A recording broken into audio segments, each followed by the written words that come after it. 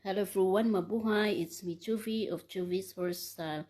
So for today's video, ituturo ko naman sa inyo kung paano ko to ginawa yung 5-strand braid.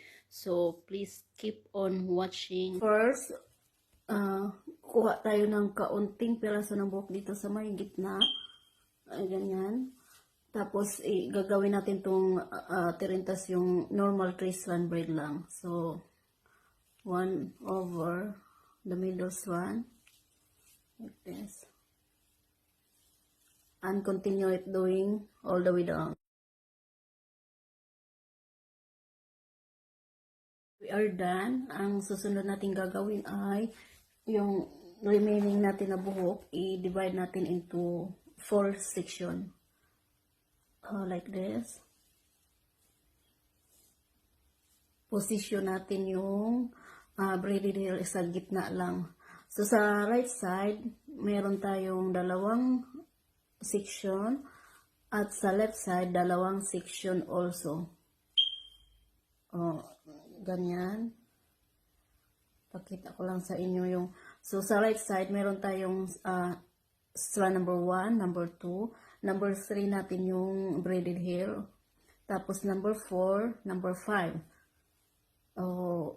Mag-start tayo sa my right side. Okay, so the strand number 1, we will bring this under sa strand number 2. Ganyan. Then, over sa braided hair or the middle strand. Ito. So, ganyan ang itsura sa right side. So, sa left side, ganun din ang gagawin natin. Kung nag-start tayo sa right side ng under, ganun din sa left side. We will go under sa strand number 4.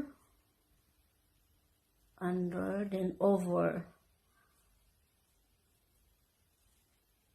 So, ganyan.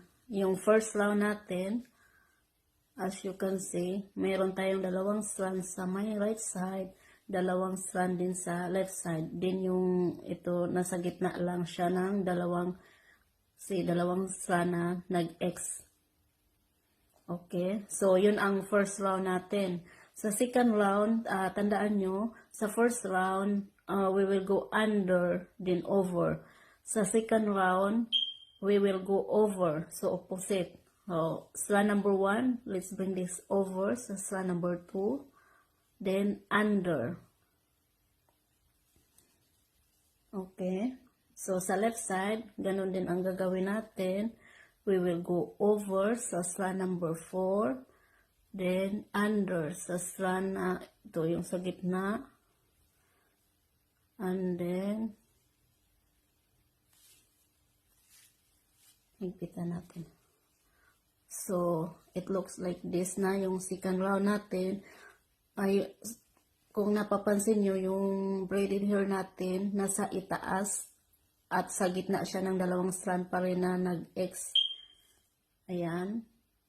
So, yun. Dalawang lang tayo, dalawang round lang, first and second round. So, balik tayo sa first round. Ito, balik tayo sa yung under, then over. We're gonna go under, then over. Then, strand number 5, go under, then over.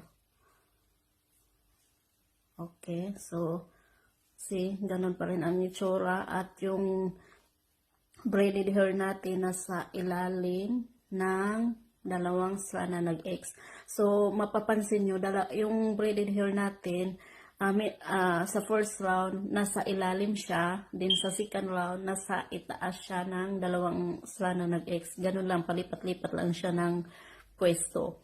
So, kung nalimutan nyo kung sa first or second round na ba kayo, pwede nyong tingnan yung, ito na lang yung braided hair.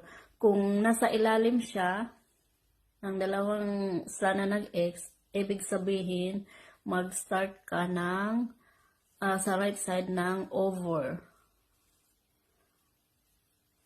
Then, under.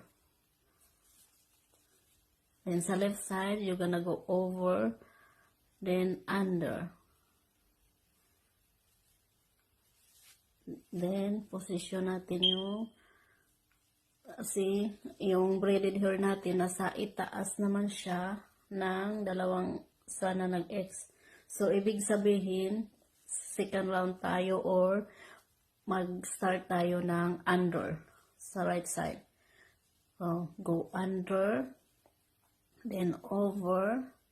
Sa left side, you go under, then over. See? Yung braided hair natin, tingnan mo na sa ilalim. So, we will go over. Then under. Go over. Then under. So, yun lang ang tatandaan yung pattern. First round, go over, under, then over. Then sa second round, baliktad, you will go over, then under. Okay?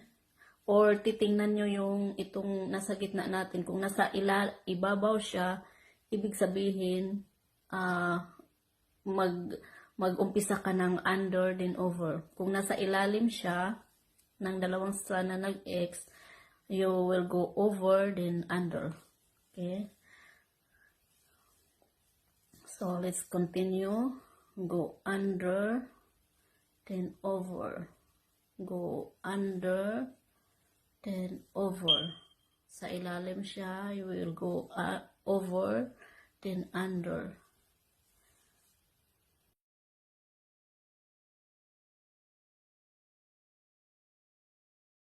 So, we're done. See?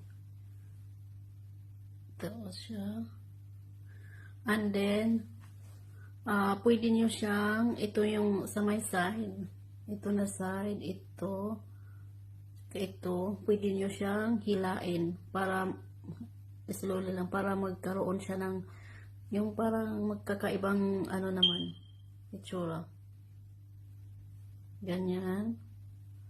Ganon din sa may side, sa other side.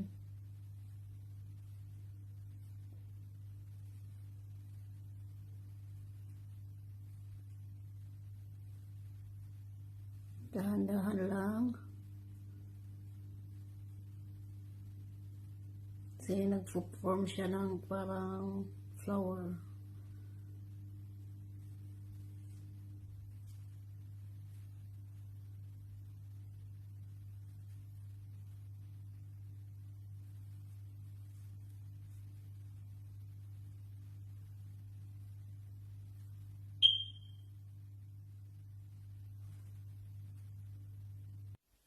So, ito na yung outcome nung hinila natin yung sa my side.